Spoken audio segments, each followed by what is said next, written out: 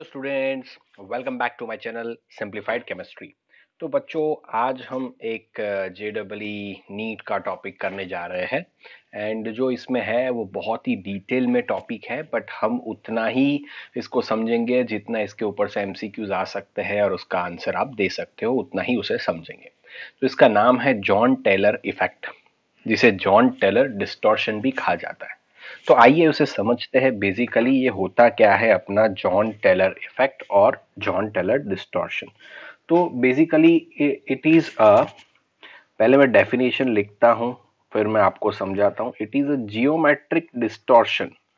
फिर मैं आपको बहुत ही आसान लैंग्वेज में समझाऊंगा। वो एक जियोमेट्रिक डिस्टॉर्शन है of a non linear molecule. जो लीनियर नहीं होते हैं उसमें ही डिस्टॉर्शन होगा, ऑफ कोर्स की बात है। तो नॉन लीनियर मॉलिक्यूल का एक simple non linear molecular system का एक सिंपल आप कह सकते हो ज्योमेट्रिकल डिस्टॉर्शन है। ओके, सो वो क्या करता है? That reduces it's symmetry and energy.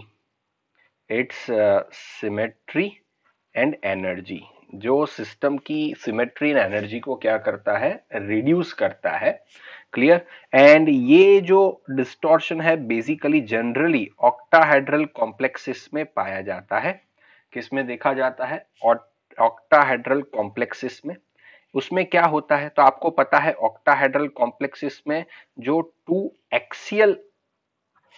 Axial bond होते हैं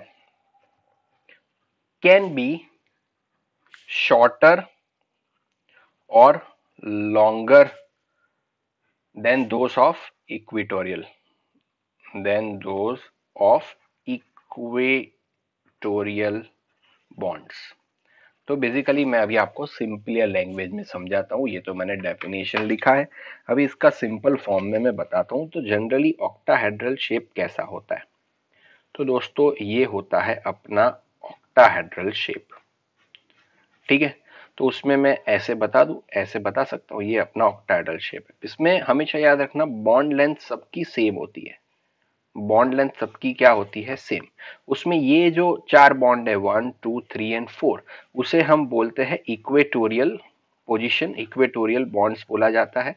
एंड ये जो परपेंडिकुलर जो होते हैं उसे क्या कहा जाता है? एक्सियल बॉन्ड्स कहा जाता है। इतना आपको पता है। अभी होता क्या है कि कुछ केसेस में ऐसा पाया गया है कि एक्सियल बॉन्ड्स बहुत लंबे हो गए या तो बहुत छोटे हो गए, तो ये बॉन्ड लेंथ सेम नहीं रहती। तो उसके लिए रिस्पॉन्सिबल कौन है? तो उसके लिए रिस्पॉन्सिबल है Jahn Teller effect. It means ये क्या रिस्पॉन्सिबल है, ये समझाया जॉन टेलर ने, तो इसलिए उसका नाम दिया गया जॉन टेलर इफेक्ट और जॉन टेलर डिस्टॉर्शन कहा गया। तो आपको पता है जनरली एनर्जी ये क्या करेगा, आपको इधर ही मैंने बताया। एनर्जी क्या करता है? मिनिमाइज करता है। तो स्टेबिलिटी क्या होता है? इंक्रीज होता है। तो जनरली कोई भी कॉम्प्लेक्स कंपाउंड स्टेबिलिटी को इंक्रीज करने के लिए कुछ कंडीशन में एक्सियल एनलार्जमेंट कर देते हैं। ओके, जिसे इलोंगेशन कहते हैं, एक्सियल इलोंगेशन कर देते हैं, तो और कुछ बार शॉर्टर कर देते हैं। ठीक है, क्लियर? ओके, तो आपको मैंने समझा दिया कि भाई इक्वेटोरियल पोजीशन क्या है, एक्सियल क्या है। आइए उसे समझते हैं। तो एक एग्जांपल से मैं आपको समझाता हूं, जिसका एग्जांपल है NiH2O6+2 एंड दूसरा एग्जांपल है CuH2O6+2।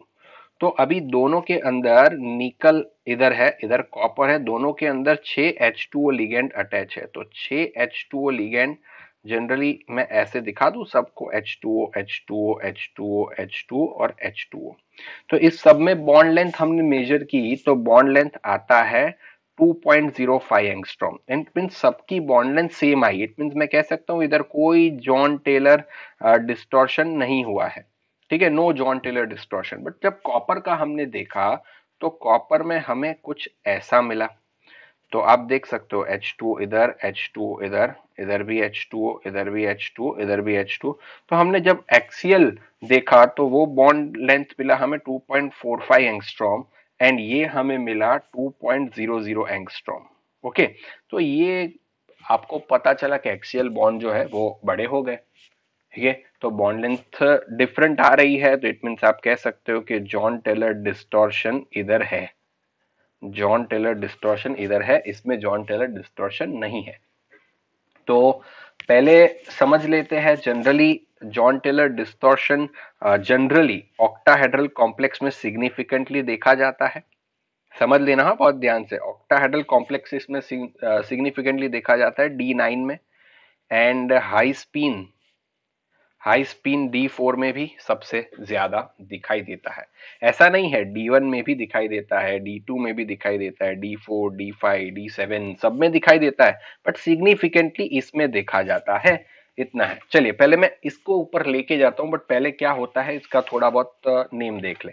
तो जनरली ये मैंने आपको बता दिया, ligand ligand ligand ligand ligand, तो सबका साइज क्या है, सबका लेंथ क्या है, बॉन्ड लेंथ सेम है। ओके, अगर आपका जो एक्सियल पोजीशन का जो लिगेंड है उसका साइज बढ़ गया, ओके, तो इसे क्या कहते हैं, इलोंगेटेड ऑक्टाहेड्रॉन कहते हैं, और आप एक्सियल एलोंगेशन भी कह सकते हैं। तो आपको क्या मिलता है, एक्सियल एलोंगेशन भी मिलता है।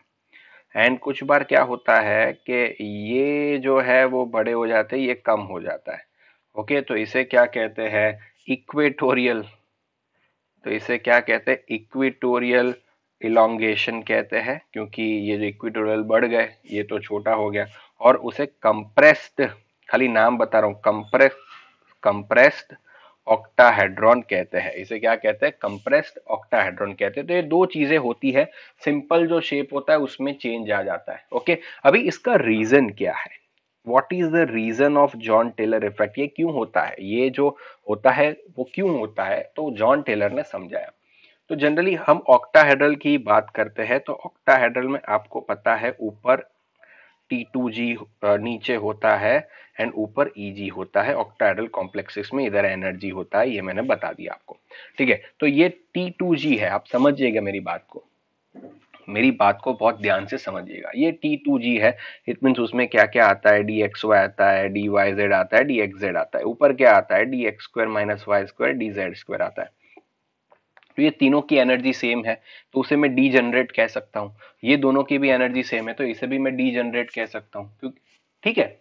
ओके, अभी मान लो मैं एक इलेक्ट्रॉन इधर रखता हूं, एक इलेक्ट्रॉन मैं इधर रखूंगा, तो अभी क्या ये तीनों की एनर्जी सेम रहेगी, क्या ये तीनों की एनर्जी सेम रहेगी दोस्तों, नहीं सेम रहेगी, क्योंकि अभी dxy की एनर्जी, आप देखिए इसमें इलेक्ट्रॉन आ गया, तो लिगेंड और इलेक्ट्रॉन के बीच में क्या होगा, रिपल्जन होगा।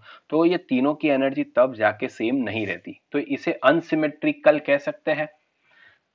ओके, एसिमेट्रिकल फिलिंग कह सकते हैं, इसे क्या कह सकते हैं, एसिमेट्रिकल फिलिंग। एसिमेट्रिकल फिलिंग कह सकते हैं कि नहीं कह सकते, समझ गए क्यों, क्योंकि इसकी एनर्जी अभी सेम नहीं रहती। तो जब एसिमेट्रिकल फिलिंग होता है, इट मींस लिगेंड और ये इलेक्ट्रॉन के बीच में रिपल्जन ज्यादा होगा, तो ये क्या करेगा, रिपल्जन को मिनिमाइज करने का ट्राई करता है, इसे एसिमेट्रिक फिलिंग कहते हैं। ठीक है, अगर दो इलेक्ट्रॉन रख दिए हमने, तो दो इलेक्ट्रॉन में भी यस एसिमेट्रिक फिलिंग तो है, बट उतना कुछ, अभी याद रखना T2G में उतना कोई फर्क नहीं पड़ता है, T2G में उतना कोई फर्क नहीं पड़ता है, क्योंकि आपको पता है कि DXY DYZ DZX, तो ये जो ऑर्बिटल्स कैसे होती है, x और y के बीच में, y और z के बीच में, z और x के बीच में ऐसे होती है। एंड लिगेंड कहां से अटैक करते होते हैं, ligand along the axis attack करते हैं, वो मैंने समझा ना क्रिस्टल फील्ड थियरी में। इट मींस ये लिगेंड यहां से आ रहा है, तो इट मींस उतना रिपल्जन नहीं होगा, उतना सिग्निफिकेंट नहीं होता। इसलिए नो डाउट आप कह सकते हो D1 D2 दोनों में एसिमेट्रिक फिलिंग है, बट उतना रिपल्जन नहीं देखा जाता, बिकॉज ये लिगेंड अलोंग द एक्सिस आते हैं, ये बिटवीन द एक्सिस है। ठीक है, तो इसमें कोई फर्क नहीं पड़ता है, इतना हमने समझ लिया। ठीक है, अभी हम जब बात करते हैं, जैसे हम बात करते हैं, चलिए D3 में, अभी देखिए D3 में क्या होगा, तो D3 तो सबकी एनर्जी सेम हो गई, तो ये तो क्या हो गया, सिमेट्रिकल फिलिंग आ गया, तीनों की एनर्जी सेम हो गई, तो इसमें तो कोई सवाल ही नहीं है, इसमें तो कुछ पैदा होगा ही नहीं। बट अगर हम बात करें D4, तो D4 के लिए दो पॉसिबिलिटीज है हमारे पास। D4 के लिए ये T2G है, ये EG है। चलिए मैं दो पॉसिबिलिटी आपको बता देता हूं, ये T2G ये EG।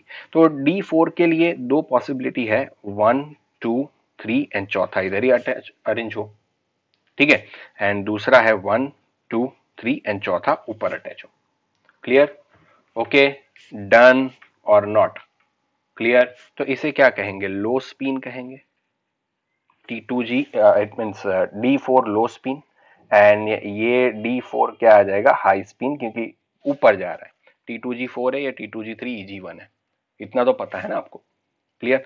तो अभी देखिए, तो 4 इधर है, तो अभी इधर क्या हो गया? तो इधर तो एसिमेट्रिक फिलिंग आ गया D4 में, बट ऑलरेडी T2G में उतना फर्क पड़ता नहीं है, तो इसमें कुछ ज्यादा फर्क पड़ेगा नहीं। बट अभी इधर बात करें, मान लो कि ये इलेक्ट्रॉन DZ² है, उसमें जा रहा है, ये चौथा इलेक्ट्रॉन ऊपर है, तो DZ² में जा रहा है। अभी DZ² कैसा होता है? तो DZ² ऐसा होता है, तो वो Z एक्सिस पे होता है, एंड लिगेंड भी कहाँ से आता है? तो लिगेंड भी Z एक्सिस पे ही आता है, तो it mean axis, along the axis आता है। तो ये जो लिगेंड होंगे, जो Z एक्सिस वाले होंगे, तो ये दोनों जैसे जैसे नजदीक आएंगे, तो ऑलरेडी ये DZ² में है, तो इन दोनों के बीच में क्या हो जाएगा? रिपल्जन बढ़ जाएगा। तो ड्यू टू रिपल्जन ये लिगेंड एक दूसरे से दूर अरेंज होंगे, वो रिपल्जन को मिनिमाइज करने की कोशिश करेंगे, वो इलेक्ट्रॉन को, वो समझ में आया ना, वो मिनिमाइज करने की कोशिश करेंगे, इसलिए उनकी साइज बढ़ जाती है। ओके, तो उसे क्या कहते हैं आप? अभी हमने आगे देखा इलोंगेटेड ऑक्टाहेड्रन और एक्सियल इलोंगेशन कहते हैं। तो ये क्यों होता है पता चला? तो किस में दिखा आपको? तो हाई स्पिन D4 दिखाएगा आपको एक्सियल इलोंगेशन। ये आपको क्या दिखाएगा? एक्सियल इलोंगेशन दिखाएगा। समझ में आ गया आपको? चलिए D5 की बात करते हैं। D5, तो इधर तो पांचवा इधर आएगा, पांचवा इधर आएगा, अभी तो उसकी एनर्जी सेम हो गई ना, तो वो तो D5 नहीं दिखाएगा। D6 की बात करें, तो D6 किधर आएगा? तो ये इधर, तो ये इसकी तो एनर्जी लो स्पिन में तो T2G की बात ही नहीं करते, तो चलिए ये इधर, तो इधर T2G में कोई फर्क नहीं पड़ेगा। D7, तो और दूसरा इधर, तो इसमें तो कोई फर्क नहीं पड़ेगा, but yes D7 low spin, D7 low spin हुआ। अभी देखिए इसमें क्या हो गया? इसमें क्या हो गया? तो इसमें आप अभी एनर्जी एसिमेट्रिक फिलिंग हो गया, तो इससे जो अगर ये DZ² में है तो रिपल्जन होगा, तो Z वाले बढ़ेंगे, तो एक्सियल इलोंगेशन दिखा रहा है। तो ये क्या दिखा रहा है? एक्सियल इलोंगेशन दिखा रहा है। ठीक है, अभी अगर D8 की बात करें, लो स्पिन, हाई स्पिन नहीं दिखाएगा, लो स्पिन, तो लो spin D7 and high spin D4 axial elongation दिखाते हैं। अगर D8 की बात करें, तो चलिए ये तो खत्म हो गया, सेम हो गई ये भी, तो ये नहीं दिखाता, D8 नहीं दिखाता। D9 की बात करते हैं, D9 तो दोनों में सेम ही आने वाला है, दोनों में D9 क्या होने वाला है? सेम ही आने वाला है। तो अभी DZ² तो नहीं है, बट ये आ गया DX² माइनस Y², तो D9 में क्या होगा? DX² माइनस Y² जो है उसमें रिपल्जन ज्यादा होगा, ये तो भाई स्टेबलाइज हो गया, बट इसमें रिपल्जन ज्यादा होगा DX² माइनस Y² में। आप समझ रहे हो कहां पे होगा? DX² माइनस Y² में। क्लियर? ओके, तो अभी DX² minus Y² along the x, तो वो वाले बढ़ जाएंगे, तो उसमें क्या होगा? उसमें आप कह सकते हो इक्वेटोरियल इलोंगेशन होगा। तो चलिए मैं और ज्यादा ये साथ में लिख दिया। तो इन शॉर्ट, ऊपर वाले जो इलेक्ट्रॉन है, देखिए फिर से बताता हूँ, ये Eg है, ये T2G है। मैं आपको बात कर रहा हूँ D4 हाई स्पिन की, D7 लो स्पिन की, ठीक है, एंड D9, ये तीन सिग्निफिकेंट दिखाते हैं। अभी लो स्पिन हाई स्पिन दोनों में D9 तो सेम ही है, तो अभी देखिए 1 2 3 4, ठीक है, तो ये क्या हो गया आपका दोस्तों? D4 हाई स्पिन हो गया। ठीक है दोस्तों, क्या हो गया? D4 high spin. समझ रहे हो बात को? क्लियर? Okay, just wait. तो फिर मैं कहना ये चाहता हूं कि अगर मान लो कि ये DZ² में भी इलेक्ट्रॉन जा सकता है, DX² माइनस Y² में भी जा सकता है D4 के अंदर, तो Z² में जा रहा है, तो हमें क्या मिलेगा? एक्सियल इलोंगेशन मिलेगा।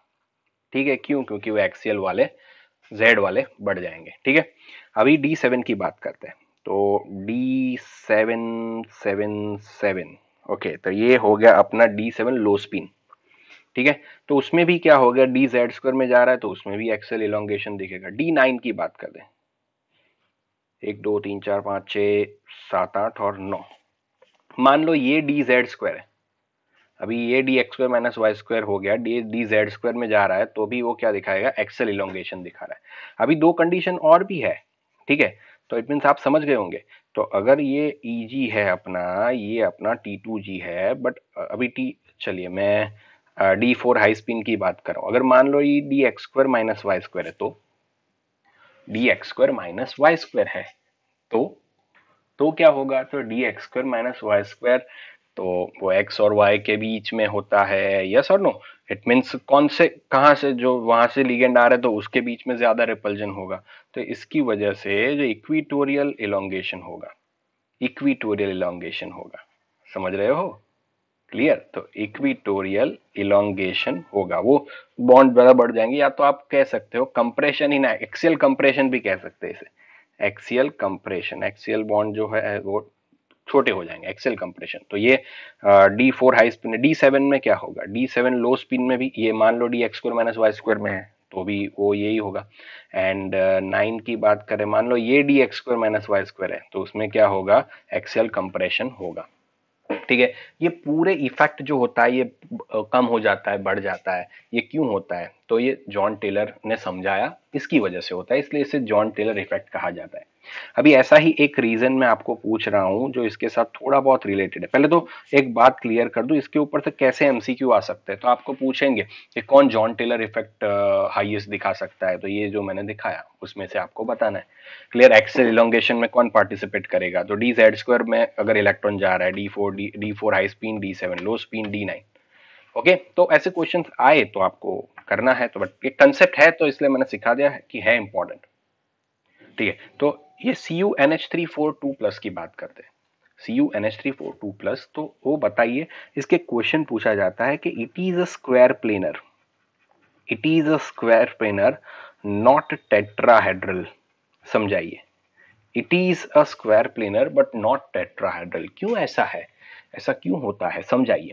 तो जनरली आप देखोगे इसका वैलेंस बॉन्ड थियरी के हिसाब से आप देखोगे तो इसका Ar4s1 3d10 होता है, एंड इधर Cu का ऑक्सीडेशन नंबर +2 होता है, ओके। तो इधर क्या बनेगा, Ar3d9 बनेगा, तो 3d9 है, D9 अभी मैंने बताया, D9 क्या करेगा, एक्सियल इलोंगेशन करेगा, ठीक है। तो जनरली होता क्या है, तो चलिए वैलेंस बॉन्ड थियरी के हिसाब से मैं आपको बता देता हूँ, ये 4s आ गया, ये 4 पे, तो D9 है, तो क्या बनेगा ये, तो इट मीन्स आप कहोगे 4 है तो sp3 बनना चाहिए, तो वो टेट्राहेड्रल होने चाहिए, बट वो है तो स्क्वायर प्लेनर, क्यों, क्यों स्क्वायर प्लेनर है, तो उसका रीजन ये जॉन टेलर इफेक्ट से आप समझा सकते हो। एक्चुअली ये कंपाउंड बना है CuNH3 6 2+ से, ये बना है CuNH3 6 2+ से, क्लियर। कैसे, तो जनरली ये ऑक्टाहेड्रल कॉम्प्लेक्स था, ये कैसा कॉम्प्लेक्स था, ऑक्टाहेड्रल कॉम्प्लेक्स था, बट इसमें D9 होने की वजह से ये वाले जो दो NH3 थे दोस्तों मेरे, वो बहुत ज्यादा दूर चले गए, तो इसीलिए वो निकल गए, तो इसीलिए इसको ज्योमेट्री में कंसीडर नहीं किया गया। तो ये कंपाउंड कैसा स्क्वायर प्लेन, तो इसको नहीं कंसीडर किया गया, तो निकाल दिया था NH3 4 2+। एक्चुअली ऑक्टाहेड्रल था, अभी ऑक्टाहेड्रल में एक्सियल निकाल दोगे, ड्यू टू बहुत ज्यादा डिस्टेंस था तो दूर, तो इसको ज्योमेट्री में कंसीडर नहीं किया, तो इसीलिए इसमें से क्या बन गया, स्क्वायर प्लेनर बन गया, समझ में आया। तो इसके लिए रिस्पॉन्सिबल कौन है, जॉन टेलर इफेक्ट, समझ रहे हो। तो ऐसे क्वेश्चंस आपको पूछेंगे कि भाई CuNH3 4 ट्वाइस का शेप क्या है, तो आपको क्या बताना पड़ेगा, स्क्वायर प्लेनर है, जो टेट्राहेड्रल नहीं है, समझे बच्चे। तो ये था हमारा इंपॉर्टेंट टॉपिक, एंड वो था अपना जॉन टेलर इफेक्ट। अगर आपको समझ में आ गया हो तो प्लीज लाइक करिए, शेयर करिए एंड इसको सब्सक्राइब करिए। Thank you so much my dear friends, thank you so much, keep on learning, okay. But subscribe करना ना भूले, लाइक करें एंड शेयर करें, थैंक यू सो मच।